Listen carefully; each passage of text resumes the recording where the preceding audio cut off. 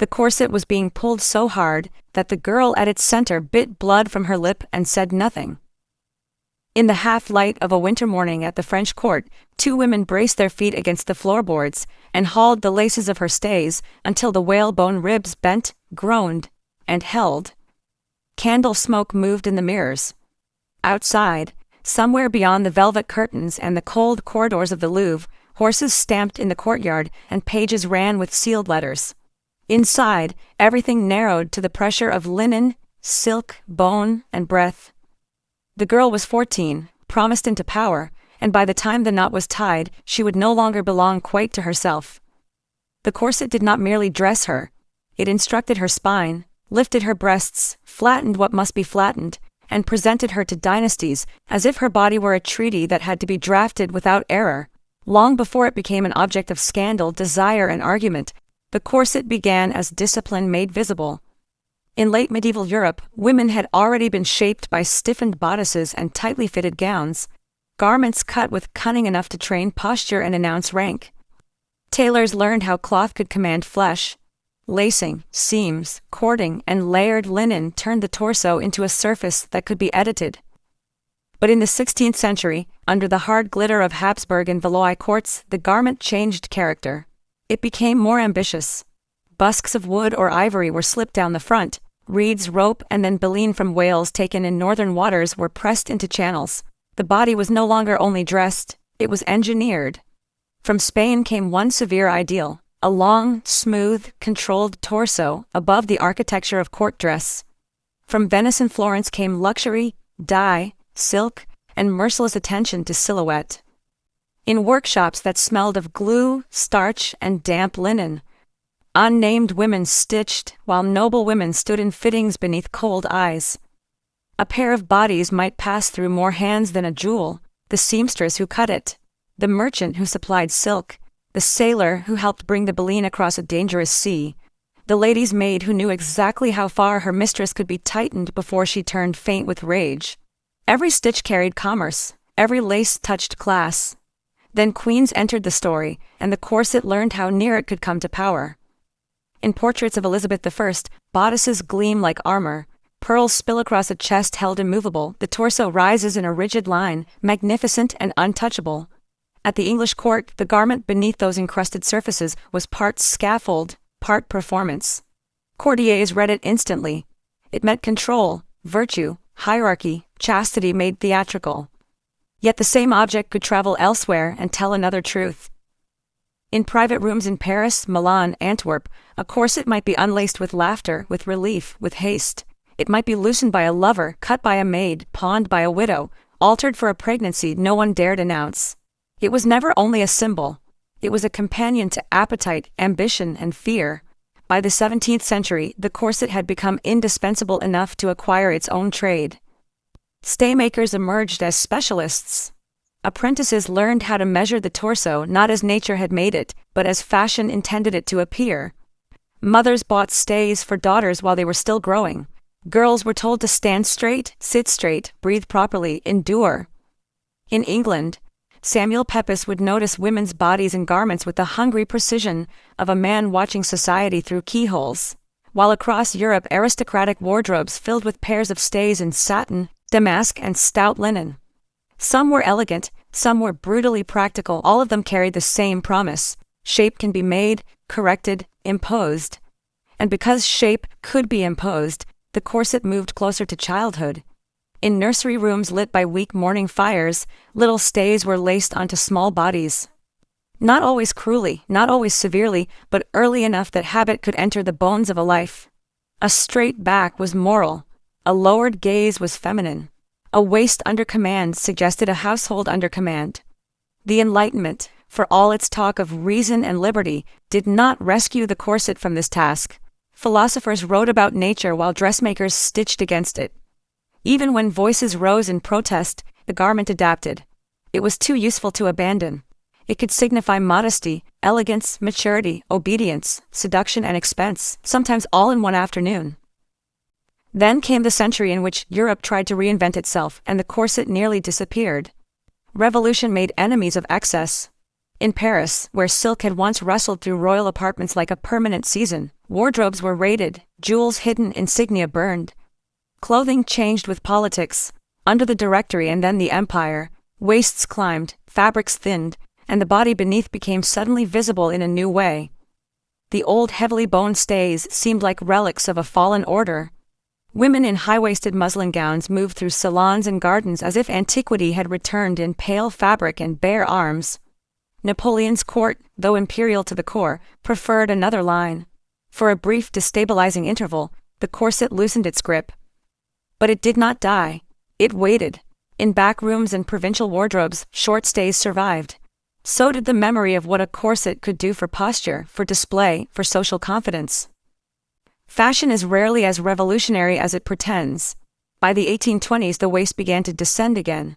Sleeves swelled, skirts widened, and the torso once more needed governing. Staymakers returned to business with renewed appetite. New materials improved the craft. Cording gave way to stronger structures. Metal busks appeared in two pieces, allowing the front to fasten and open more easily. The corset had learned something dangerous from modernity: convenience. That made it harder to resist. In the rising bourgeois households of Europe, the corset left the palace and entered the middle-class bedroom. It was no longer only the instrument of queens. Shopkeepers' wives wore it. Governesses wore it. Actresses wore it under applause and scrutiny. Prostitutes wore it as advertisement and armor. Respectable women called it support. Men denounced it in newspapers and desired the figure it produced in the same breath. Doctors argued over compressed ribs, displaced organs, nervous weakness, and female fragility, while manufacturers quietly improved their patterns and sold more. The object that had once proclaimed aristocratic discipline became a commodity of aspiration.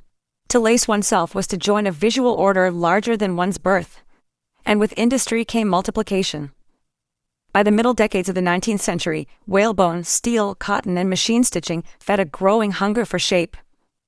Crinolines widened the lower body, the corset answered by reducing the middle.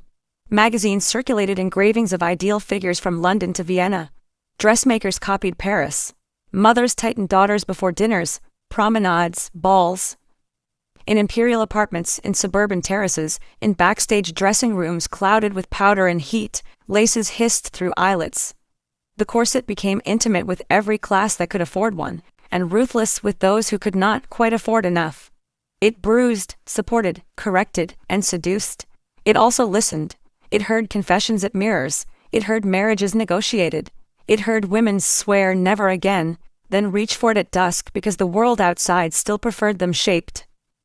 And then the eyelets changed. Tiny rings of metal, pressed neatly into cloth, made the laces glide faster and pull harder than before. What had once required skill and strain now invited escalation. The waist could be reduced not only elegantly, but systematically. Fashion plates sharpened, measurements became whispers, then boasts. In Europe's drawing rooms, one silhouette was beginning to overtake all others.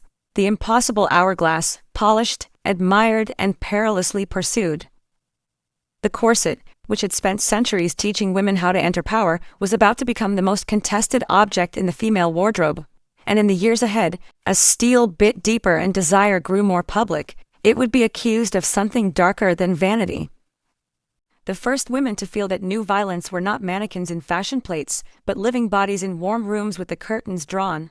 In London, Paris, Vienna, Brussels, the corset was set on a chair before evening, already curved from its owner's last surrender. A maid threaded the laces through metal eyelets that gleamed like small teeth. Then came the ritual: chemise, corset, busk, closed at the front, hands at the waist, the long, deliberate pull. The garment answered with a tightening more exact than whalebone and hand-stitched holes had ever allowed. Fashion rewarded the result mercilessly. A narrow waist sharpened the illusion of swelling hips and lifted breasts. It signaled youth, breeding, discipline, money. In photographs, women stood with one hand at a chair back and looked composed, almost serene. What the camera could not keep was the moment before dinner when someone reached for the edge of a table because the room had gone dim, or the red marks left behind when the corset was finally unfastened at night. Soon the argument spilled into print. Doctors held up rib cages and warned of pressure, fainting, prolapse, weakness. Satirists mocked mothers who laced daughters into elegance. Reformers spoke of breath, movement, freedom, rational dress. Yet the corset had one advantage over every lecture ever written against it. It knew the terror of being seen. It knew how a woman could step into a crowded salon, feel the eyes move across silk and shoulders and throat, and understand in a second that silhouette was not a detail. It was entry. It was judgment. It was a language spoken before she opened her mouth. So the garment survived every denunciation and returned, season after season, with improved steel, cleverer cuts, and darker charms. It also entered the theater of celebrity. Empress Elizabeth of Austria, Sisi herself, guarded her waist with obsessive vigilance, her corsets fitted to preserve the legend of a body that seemed to defy time. In portraits and in gossip, she became a kind of shrine to control, and the corset was among her instruments. In Paris, the House of Worth helped turn dress into imperial theater, shaping the bodies of women who moved close to courts, fortunes, scandals. On opera stages and in music halls, actresses and courtesans wore corsets not merely as support but as strategy. They knew what the garment could promise across footlights and candle smoke. It could suggest fragility while requiring endurance. It could make the body seem untouchable and inviting at once. That contradiction made it powerful. It also made it dangerous, because every age eventually believes it can push a useful object one turn further than flesh will forgive. By the 1890s and into the new century, the corset altered again. The line it created was no longer only the pinched hourglass. Now came the long-fronted shape, the celebrated S-bend, thrusting the bosom forward and the hips back as if the whole female body had become a controlled imbalance. Walking in it required training. Sitting in it required negotiation. Living in it required obedience disguised as grace. In department stores and illustrated magazines, the corset was sold as science, posture, hygiene, refinement. It was an extraordinary trick. The same object accused of harming women was marketed as the thing that would keep them properly held together. Meanwhile, cyclists, office workers, typists, tennis players, and women newly impatient with ornamental suffering began to test the edges of refusal. The corset felt the century turning before politicians did. It could sense rebellion in the wardrobe first. Then war came, and the garment met a force harder than fashion. When Europe entered the furnace of the First World War, silk was needed elsewhere, metal elsewhere, bodies elsewhere. Women moved into factories, offices, transport, hospitals. Clothing had to answer new work, new haste, new danger. The old heavily boned corset did not vanish overnight, but it lost ground in the most humiliating way possible. It became impractical. Brassieres, softer corselets, elastic girdles, and lighter foundations began to steal its territory. Designers such as Paul Poiret had already attacked the old rigidity in the name of modern line, though not always in the name of comfort. After the war, the garçon silhouette arrived with its own rebellion, asking not for an impossible waist, but for a nearly erased one. The corset, once the tyrant of shape, was suddenly too historical, too audible, too sincere in its desire to command. Young women danced in straighter dresses, cut their hair, exposed their knees, and let the old armor sit longer in drawers. But objects like this do not die when dismissed. They retreat, split, disguise themselves. The corset became foundation wear, girdle, corselet, shapewear, less visible, more technical, still intimate with anxiety. Hollywood borrowed its memory even when modern fashion pretended it had moved on. Bridal rooms kept it alive. So did costume houses, cabarets, and private drawers, where the logic of seduction never fully obeyed the logic of reform. In the middle of the 20th century, when Christian Dior's new look restored a dramatic waist after years of wartime austerity, the old hunger stirred again. Boning returned in softened forms, structure returned under glamour. The corset did what it had always done best. It adapted to the moral mood of the room and presented itself not as the past, but as the answer to the present. Then came the final transformation, and perhaps the strangest. What had once been imposed began, in some hands, to be chosen as spectacle. Late in the century, designers pulled the corset out from under the dress and made it the dress itself.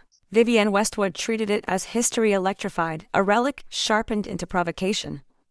Jean-Paul Gaultier sent it onto the stage as armor for performance and sexual authorship, its conical exaggerations mocking and magnifying old rules at once. Pop stars wore it in front of millions. Museums placed it behind glass, feminists argued over it.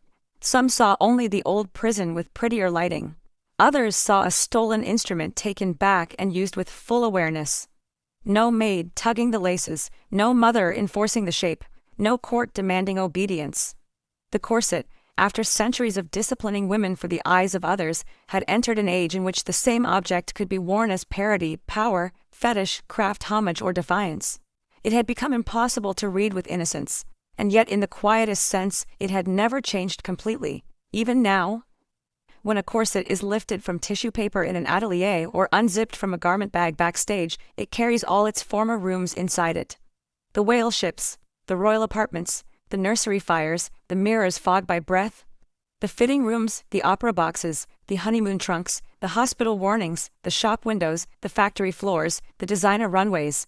Its bones may now be steel or plastic, spiral or flat, its fabric satin, mesh, leather, couture.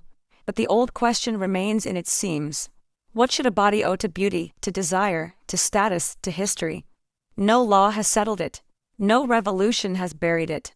That is why the corset still returns, generation after generation, each time claiming to be something new. The truth is less innocent and far more interesting. The corset endures because it has always understood Europe's deepest talent, turning control into elegance and elegance back into longing.